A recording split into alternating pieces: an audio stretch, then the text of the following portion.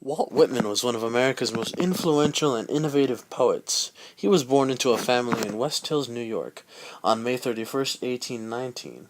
He was named after his father, a carpenter and farmer who was 34 when he was born. Walter Sr. was a liberal thinker who admired Thomas Paine. He was trained as a carpenter, but struggling to find work. He had taken up farming by the time Walt was born. When Walt was just about to turn 4, Walter Sr. moved the family to the growing city of Brooklyn, across from New York City. By the age of 11, Whitman was done with his formal education and had more schooling than both of his parents in their life. Walter began his life as a laborer, working first as an office assistant for some prominent Brooklyn lawyers who gave him access to a library, where his self-education began.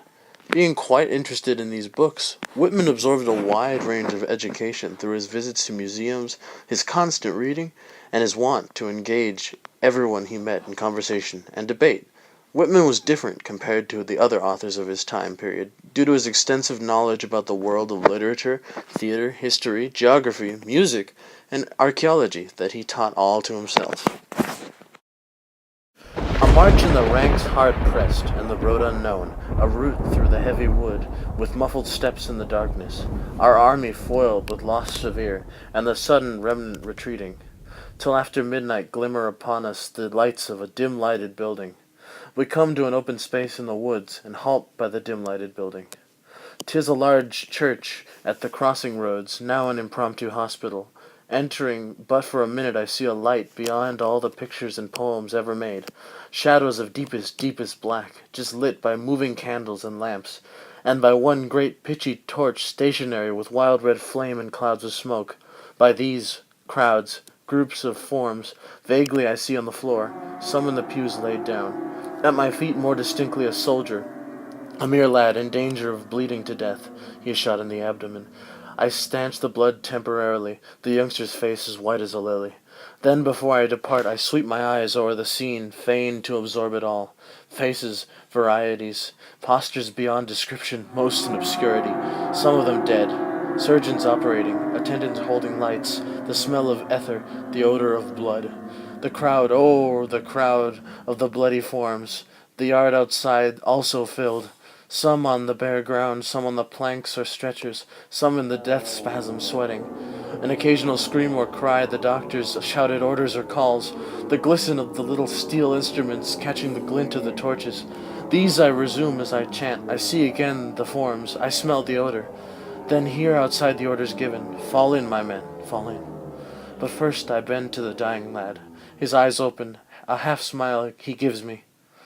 Then his eyes close, calmly close, and I speed forth to the darkness, resuming, marching, ever in darkness, marching, on in the ranks, the unknown road still marching.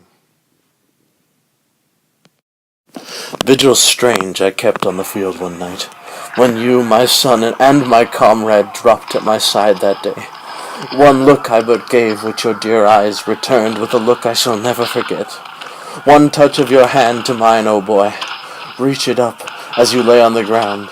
Then onward I sped in the battle, the even contested battle, till late in the night, relieved, to the place at last again I made my way. Found you in death, so cold, dear comrade. Found your body, son of responding kisses, never again on earth responding. Bared your face in the starlight, curious the scene. Cool blew the moderate night wind. Long there and then in vigil I stood, dimly around me the battlefield spreading. Vigil wondrous and vigil sweet there in the fragrant silent night. But not a tear fell, not even a long-drawn sigh. Long, long I gazed. Then on the earth, partially reclining, sat by your side, leaning my chin in my hands. Passing sweet hours, immortal and mystic hours with you, dearest comrade. Not a tear, not a word. Vigil of silence, love and death. Vigil for you, my son and my soldier. As onward silently stars aloft, eastwards new ones, upwards star. Vigil final for you, brave boy. I could not save you. Swift was your death. I faithfully loved you and cared for you living. I think we shall surely meet again. Till that latest lingering of the night, indeed, just as the dawn appeared, My comrade I wrapped in his blanket, enveloped well his form, folded the blanket well, tucking it carefully under head and carefully under feet, and there and then, and bathed by the rising sun, my son in his grave, in his rude dug grave, I deposited, ending my vigil strange without, vigil of night and battlefield dim, vigil for boy of responding kisses, never again on earth responding, vigil for comrades swiftly slain, vigil I never forget, how as day brightened, I rose from the chill ground and folded my soldier well in his blanket, and buried him where he fell. Come up from the fields, father. Here's a letter from our Pete. And come to the front door, mother. Here's a letter from thy dear son. Lo, 'tis autumn. Lo, where the trees deeper green, yellower and redder. Cool and sweet in Ohio's villages, with leaves fluttering in the moderate wind. Where apples ripe in the orchards hang, and grapes on the trellised vines. Would you smell of the grapes on the vines? Would you the buckwheat where the bees are lately buzzing? Above all, lo, the sky is so calm, so transparent after the rain, and with wondrous clouds. Below, too, all calm, all vital and beautiful, and the farm prospers well. Down in the fields all prospers well, but now from the fields come father, come at the daughter's call, and come to the entry mother, to the front door come right away. Fast as she can she hurries, something ominous, her steps trembling. She does not tarry to smooth her hair, nor adjust her cap. Open the envelope quickly. Oh, this is not your son's writing, yet his name is signed. Oh, a strange hand writes for our dear son. Oh, stricken mother's soul. All swims before her eyes, flashes with black. She catches the main words only. Sentences broken, gunshot wound in the breast, cavalry skirmish, taken to hospital. At present low, but soon will be better. Ah, now the single figure to me, amid all teeming and wealthy Ohio, with all its cities and farms, sickly white in the face and dull in the head, very faint, by the jamb of a door leans. Grieve not so, dear mother, the just-grown daughter speaks through her sobs. The little sisters huddle around speechless and dismayed. See, dearest mother, the letter says Pete will soon be better. Alas, poor boy, he will never be better, nor maybe needs to be better, that brave and simple soul. While they stand at home at the door, he is dead already.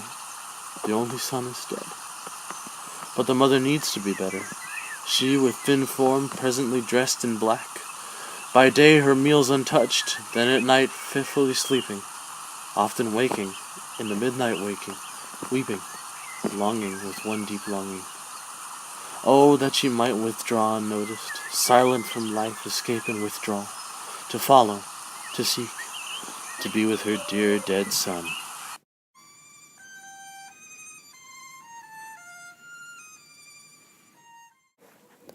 The poem Come from the Fields, Father is one of the more dark poems that Whitman has written.